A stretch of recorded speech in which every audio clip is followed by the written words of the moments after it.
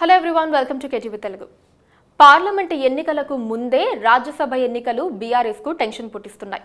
సింపుల్గా గెలుచుకోవాల్సిన ఓ సీటు విషయంలో ఇప్పటి వరకు ఏం చెయ్యాలన్న దానిపై ఆ పార్టీలో చర్చ జరగటం లేదు. కాంగ్రెస్ పోటీ పెట్టకపోతే ఏకగ్రీవం చేసుకోవచ్చు, కానీ కాంగ్రెస్ మూడో అభ్యర్థిని పెడితే మాత్రం తమ ఎమ్మెల్యేలు ముందే జంపింగ్ కాకుండా కాపాడుకోవటానికి పోటీ నుంచి విరమించుకోవాల్సి ఉంటుంది. అదే జరిగితే నైతికంగా మరింత దెబ్బ తగిలినట్లే. ఇప్పుడు బీఆర్ఎస్ నాయకత్వం ఏం చేస్తుందన్నది ఆసక్తికరంగా మారింది.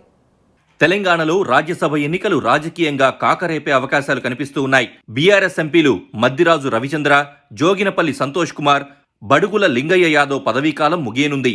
వీరి స్థానంలో కొత్త వారిని ఎన్నుకోవాల్సి ఉంది. ఫిబ్రవరిలోనే ఎన్నికలు పెట్టేస్తున్నారు.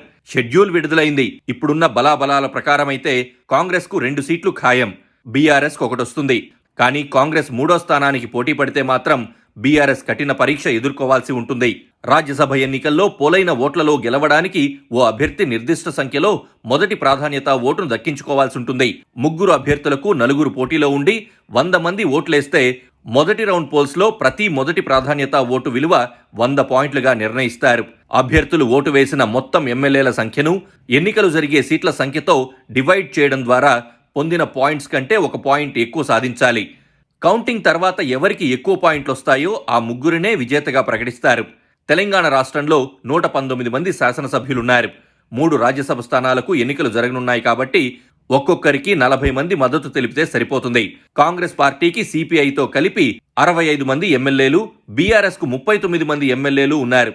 బీజేపీకి 8, మజ్లిస్ పార్టీకి 7 ఉన్నారు. రాజ్యసభ బరిలో ఒక అభ్యర్థిని బరిలోకి దింపడానికి 10 మంది శాసనసభ్యులు ఆయన పేరును ప్రతిపాదించాలి.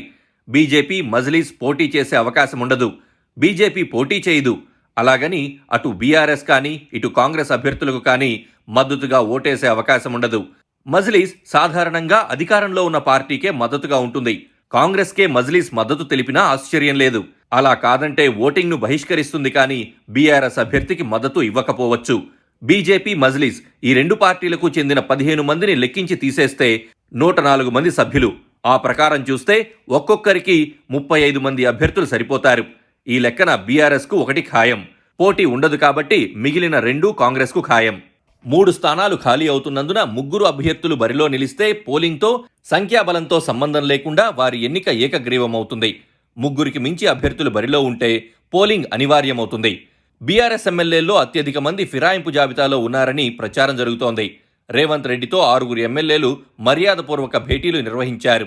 మిగిలిన వారిలో చాలామంది తెర వెనుక రేవంత్ రెడ్డికి స్నేహహస్తం పంపారన్న పుకార్లు ఊపందుకున్నాయి. చాలామంది ఎమ్మెల్యేలు నోరు తెరవడం లేదు. 10 ఏళ్ల పాటు అధికారంలో ఉండడం, వివిధ రకాల వ్యాపారాల్లో మునిగి ఉండడం వల్ల ప్రభుత్వాధినేతతో పెట్టుకుంటే ఎలా ఉంటుందో వారికి తెలుసు. అందుకే వీలైనంత వరకు సామరస్యంగా ఉండాలని అనుకుంటున్నారు. పలువురు బీఆర్ఎస్ ఎమ్మెల్యేలకు రకరకాల సమస్యలున్నాయి. వారు ప్రభుత్వంపై యుద్ధం చేయలేకపోవచ్చు. అలాంటి వారిని కాంగ్రెస్ పార్టీ ఆకర్షించడం పెద్ద విషయం కాదన్న అభిప్రాయం ఉంది. ఈ అవకాశాలను దృష్టిలో పెట్టుకుని 3వ స్థానం కోసం కాంగ్రెస్ అభ్యర్థిని నిలబెడితే మాత్రం రాజకీయం రచ్చవుతుంది. కాంగ్రెస్ ఒత్తిడిని ఎమ్మెల్యేలు తట్టుకోలేరని, అభ్యర్థిని నిలబెడితే ఎమ్మెల్యేలు తప్పనిసరిగా కాంగ్రెస్ అభ్యర్థికి ఓటేస్తారని బీఆర్ఎస్ చీఫ్ అనుకుంటే ముందే వారిని వదులుకోవటం ఇష్టం లేక అభ్యర్థిని పోటీ పెట్టకపోవచ్చు. కానీ బలం ఉన్న ఓ అభ్యర్థిని నిలబెట్టలేకపోతే బీఆర్ఎస్కు పెను సమస్యగా మారుతుంది. పార్లమెంటు ఎన్నికలకు ముందే నైతికంగా దెబ్బ తగులుతుంది. లోక్సభ ఎన్నికల్లో క్యాడర్ స్థైర్యం జారిపోతుంది. అది అనేక సమస్యలకు దారితీస్తుంది.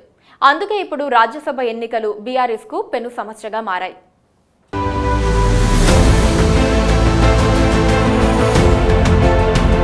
Please subscribe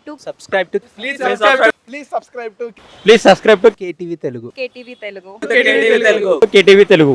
KTV Telugu channel.